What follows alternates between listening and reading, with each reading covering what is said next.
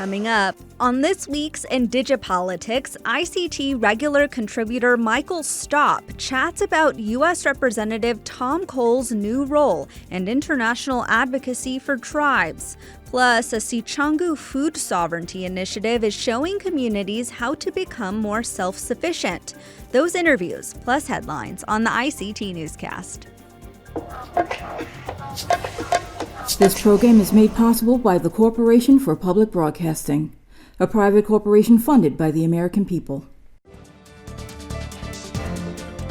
Support for the ICT Newscast with Aaliyah Chavez comes from the Arizona PBS studios in Phoenix at the Walter Cronkite School of Journalism and Mass Communications at Arizona State University.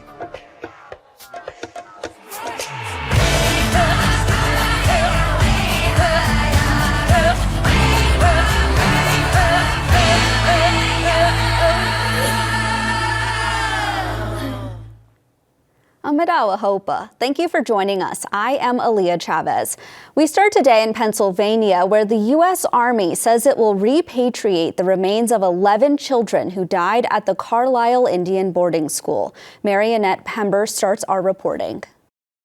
The 11 Native children died at the Carlile Indian Industrial School more than a century ago and are being returned to their homelands this fall.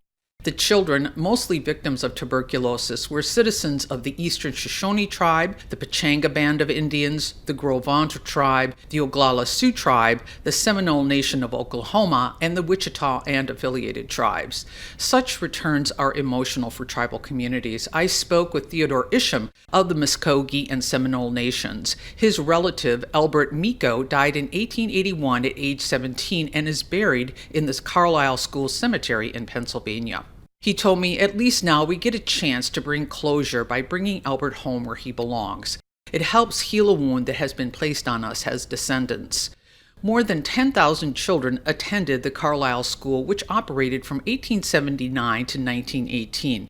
The institution's mission was the destruction of indigenous culture and language as a means to assimilate Native peoples into mainstream U.S. society.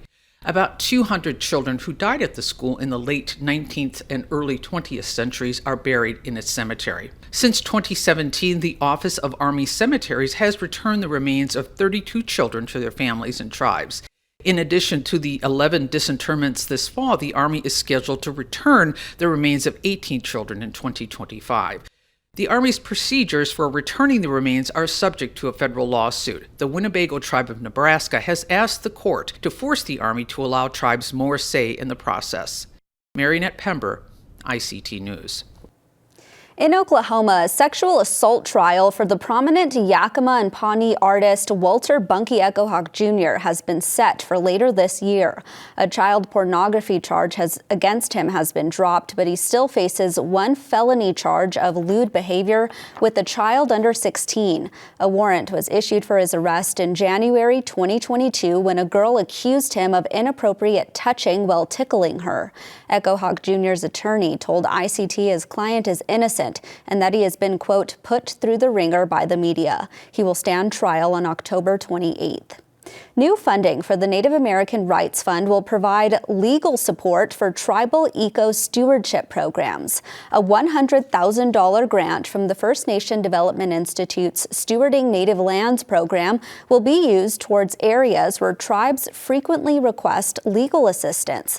That includes with co-management as well as co-stewardship agreements, conservation easements, trust fees, land returns, and land use planning regulations. According to NARF officials, tribal governments are crucial to advancing solutions to the climate crisis. In New York City, the United Nations Permanent Forum on Indigenous Issues continued with discussions, including the implementation of Indigenous rights and the problem of Canadian-owned mining companies operating in the Amazon. APTN's Angel Moore brings us a wrap-up of the events. I'm here at the United Nations headquarters in New York City, where representatives voice their concerns over Canadian mining companies operating in South America, saying they are destroying their lands. Zenaida Yasakama's community is in the Amazon of Peru. Gisela Hurtado translated.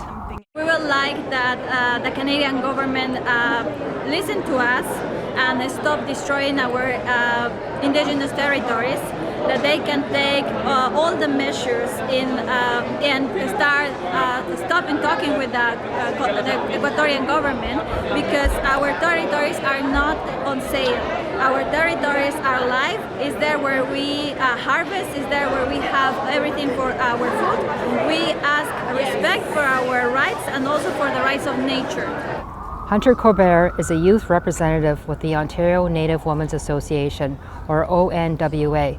She says everyone wants to protect the earth. Doesn't matter where you're from, we all have one similarity in what we're here to speak about, and that's the protection of our people, our language, our culture, and Mother Earth as well, because we're all connected in that way. If Mother Earth is not safe, neither are we as women and as people around the world. Cora McGuire-Syret is the executive director of ONWA. She says the forum is an opportunity for women to reclaim their voices. We're here mentoring and supporting youth and them speaking on their own behalf with their own voices and speaking to their own solutions, because the interventions we make this week is going to impact them and their future, because this is like their world and their leadership. One of the side events at the forum this week will be looking at Indigenous identity fraud. I'll have a report of that later this week. Angel Moore, APTN National News, New York City.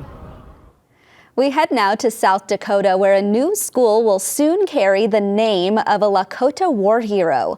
Marcella LeBeau worked as a nurse in the Army in World War II, serving in France, England, and Belgium, including in the Battle of the Bulge. The first lieutenant continued her nursing career for 34 years with the Indian Health Service, and she served on the Cheyenne River Tribal Council. The committee considered hundreds of names, but chose LeBeau, saying she embodied the characteristics of courage, compassion, and resilience before she died in 2021 at age 102. The Marcella LeBeau Elementary School will open in Sioux Falls, South Dakota in 2025.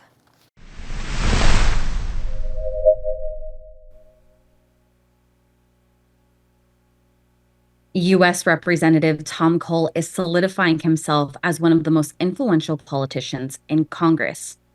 And is it worth it for tribal nations to advocate internationally? Here to talk more about that is a regular contributor, Michael Stopp. He's the president and CEO of 7 Star Holdings. On this week's IndigiPolitics, welcome back to the newscast, Mike.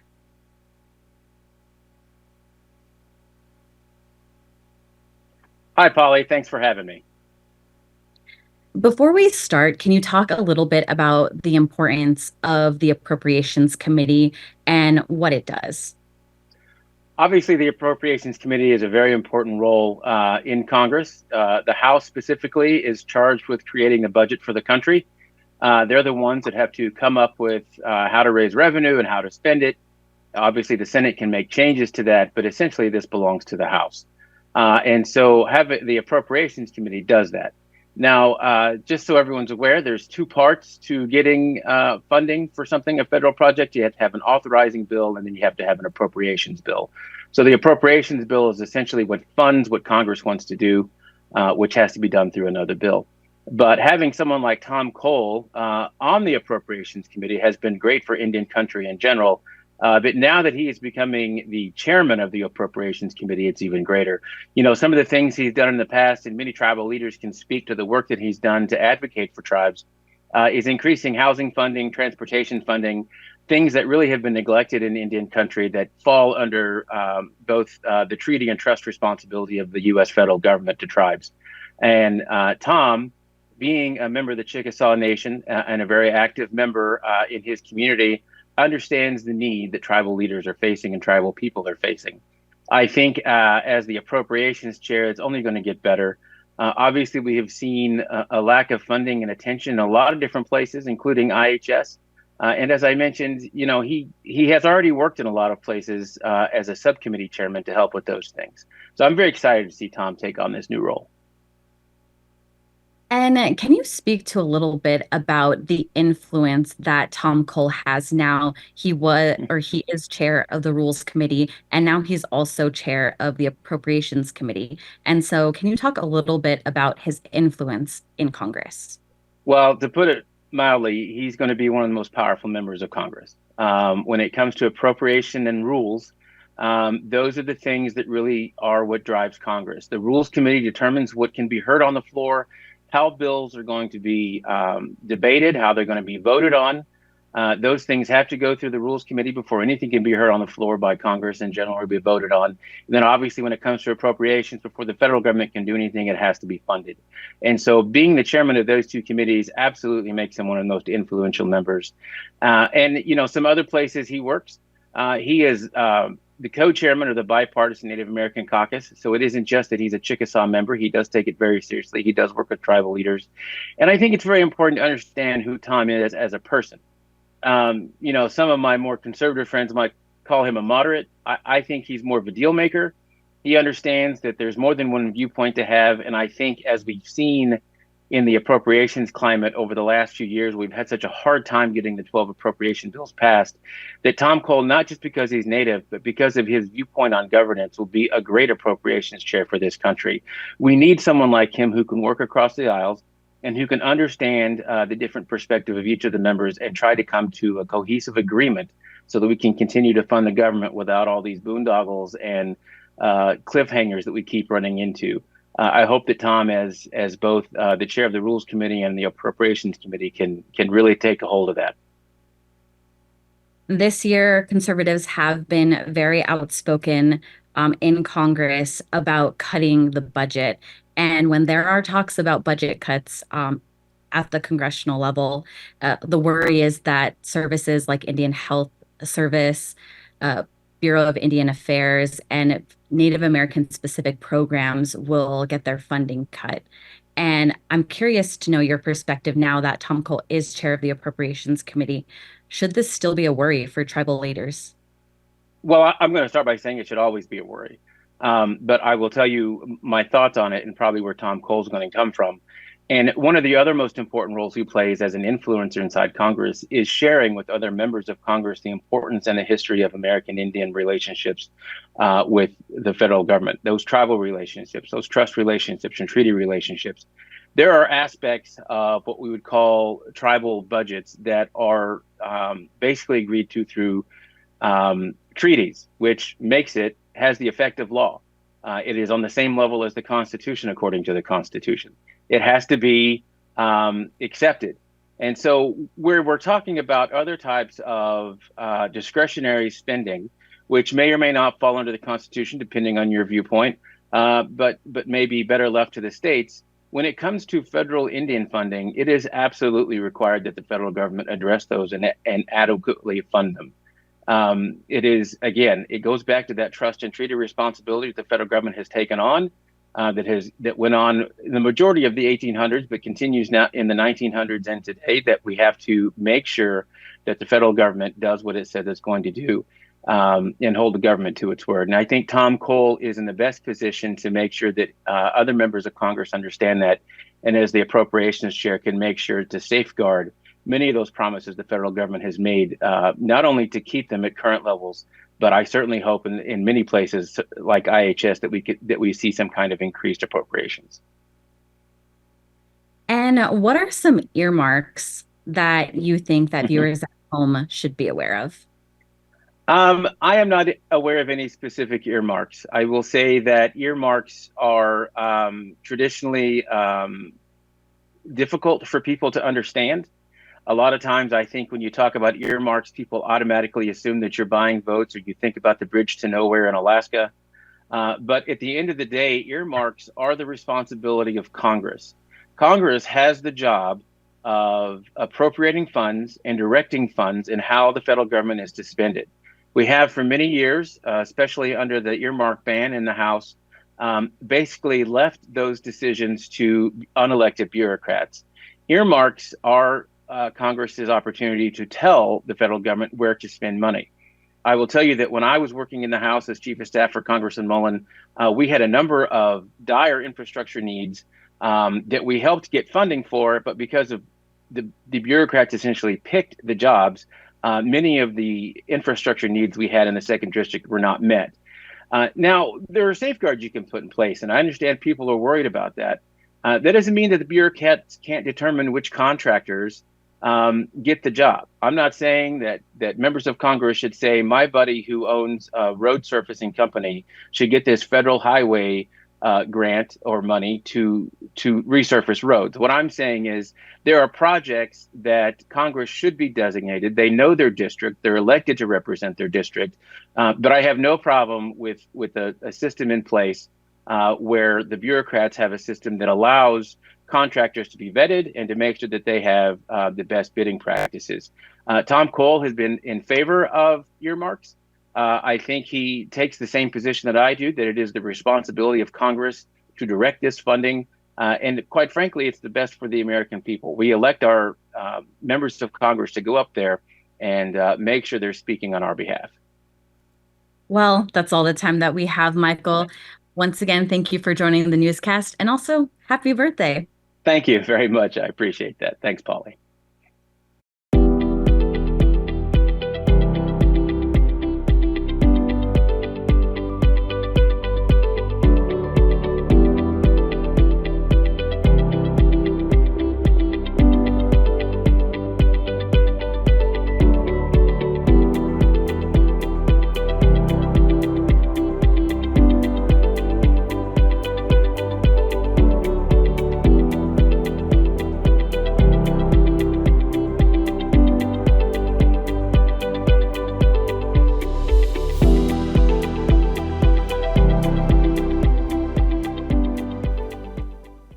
The Sicangu Food Sovereignty Initiative started in 2014 after issues were identified in a community needs assessment.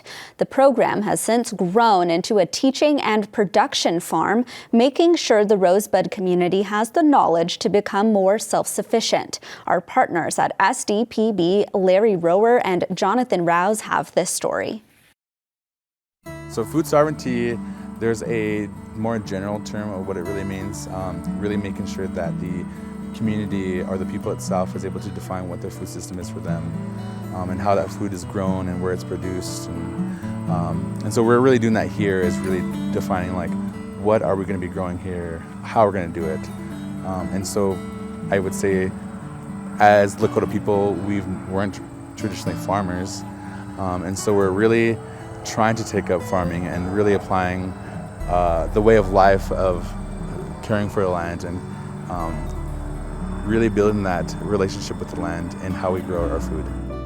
Matt Wilson directs the Food Sovereignty Initiative on Rosebud. It started in 2014 after food issues were identified in a community needs assessment. People really wanted to see more local food access. People wanted to see community gardens and farmers markets. And so that's really how we started out of that process. We took out this 1 acre of land, and it was just a hillside of Canadian thistle at the time. And we, throughout the years, really grew it up to where it's been, to where it is now. And we were able to get some infrastructure here. We have like a main water line. We have we have a greenhouse behind me. And so it really just grew from a teaching garden to more of a teaching and production farm.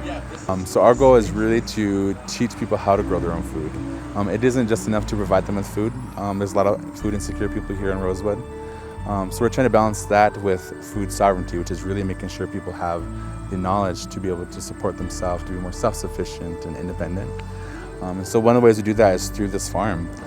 We invite families up here, school groups, and we also have our farm apprenticeship program really aimed at increasing the amount of tribal food producers here. We only have this 1 acre, which is a pretty decent size, but now we're trying to get the community into thinking that you can grow this in your backyard. You can grow a lot of food in just a 1/6 of an acre, and even when they come up here, they're just excited to see all the food that we got grown here. Even going in the greenhouse, especially, there's tropical plants that aren't native to this area, but it's really great to see like it's growing here on Rosebud. Yeah, so our food really grows into direct-to-consumer markets. So we have a seasonal farmers market that runs from May through October. That's located here in Mission. So that's one of our biggest avenues. But we also know that some of our biggest challenges to accessing food in general is transportation. So looking at Rosebud, there's 20 communities across Rosebud, and only 3 of them have access to a grocery store or a convenience store. And so we launched a mobile market. So we have a cargo van that we gather our produce and other produce from other local vendors, and we travel around to those communities to give them access to some of the food that we grow. Food sovereignty also includes reestablishing a buffalo herd on Rosebud, but with the same intent to harvest food and educate in the process. We are able to apply our cultural values into our organization as well. One of the biggest concepts that we really follow is wodaukia, which is really the idea that we're all related and that there's an interconnectedness that kind of connects all of us. And so that's how we view our work. It isn't just food sovereignty, it's also language revitalization, it's ecological, caring for the land. And so that's really how our Buffalo project started. I knew I wanted to help heal my community, and I thought that was through healthcare.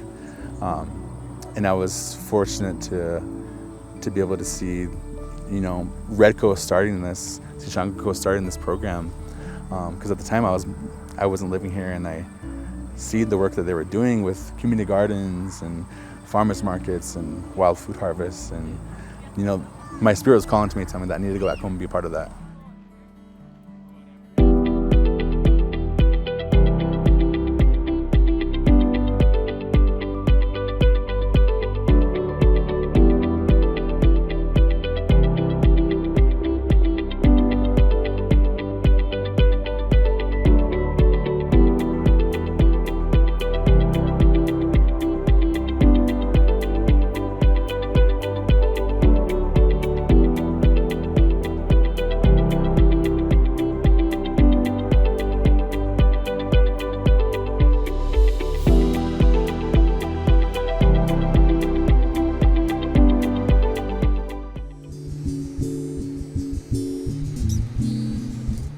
Chi Escalingwat. Chi Escalingwat. I'm happy-minded. I'm happy-minded. Chi Escalingwat. Chi Escalingwat. I'm happy-minded. I'm happy-minded.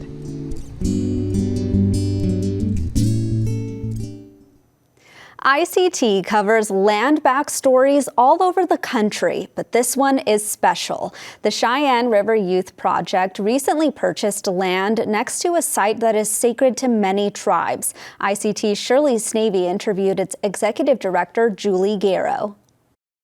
Bear Butte is a sacred site for many tribes, including those from the Cheyenne River Sioux Reservation, but much of it hasn't been accessible. It is a place where we can camp.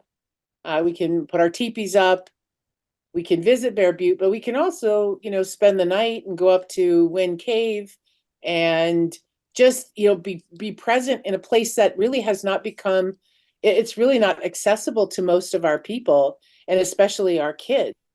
I really want our kids to be able to a place. That's what we think about for the Cheyenne River Youth Project too. We think of all the buildings, the art park, the garden, the teen center, the youth center. We think of it as a place to call their own. So we think of this property in the same manner, a place where they can have access to just being outdoors. They can, climb Bear Butte. They can pray. They can learn. They can do all these really great things, spend time with other grown-ups, with other kids in a really healthy location. The way it's been presented, we have joined the Landback movement, but I will tell you, my first description would say this is youth programming. It's an extension of our Lakota culture programming. After the sale of 40 acres of organically certified land to the Cheyenne River Youth Project, 3/4 of the land surrounding Bear Butte is now Native owned. We're moved by the opportunity. And we don't even want to say we own it. We just want to say we want to continue to care for it. We want to maintain that integrity of the organic certification. We want to teach the kids about how to care for it. So if it's certified organic, what's been grown on that piece of land? Nothing. It's just the natural grasses. And so we had an environmental assessment done, and the gentleman who did it, he said it's really one of the more pure pieces of property that he's seen in 35 years. And I thought but that speaks to also how the family that owned it before us, they've managed it. They're just great caretakers of the earth. And again, another reason why we were in alignment, because, we have our garden here. I would love to have bees, Shirley. I would love to have bees out there, because I want them here, but it makes me nervous with the kids. I wouldn't want them going out there and all of a sudden getting stung. So, that would be like a goal for me. But the goals are not big. They're not, it's just we want the land to be the land in a place that we can go. The nonprofit youth group had Indian taco sales, private donations, and a small grant to purchase the property without loans. Shirley Snavy, ICT News. That is a slice of our Indigenous world. For all the latest, visit us at ictnews.org. From all of us in the newsroom, stay safe, my relatives.